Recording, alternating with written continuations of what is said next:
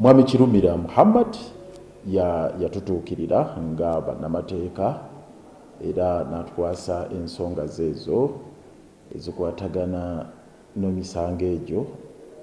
Empapula n'azituwa eziriko bicharge sheet ebisangosango byonna bye bamugiwetekako ne tuziyitamu naye ne tubaako bye twetegereza era nga ddala mu butuufu nga waliwo okumunyigiriza n'okulinyirira eddembe lye ale nga feza ensonga tuzitunulira nga nkulu nnyo kuba ensonga ekwatagana n'eddembe ly'obuntu.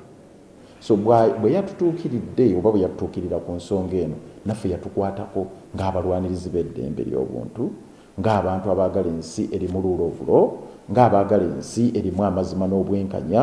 Naffe obweyamo ne tubumuwa titugenda kubeera wamu naye ku nsonga eno. Kyakulinyirira ddembe lyo kisookera ddala okumugana talina kubaayo na bannamateeka. Ssemateeka mu Bill of Rights mu chapter eyokuna egamba buli omu agguddwako emisango akkirizibwa era waddembe okuba ne looya amuwolereza. So tugenda kuweereza ttiimu y'abannamateeka ebeerewo ku sayidi ye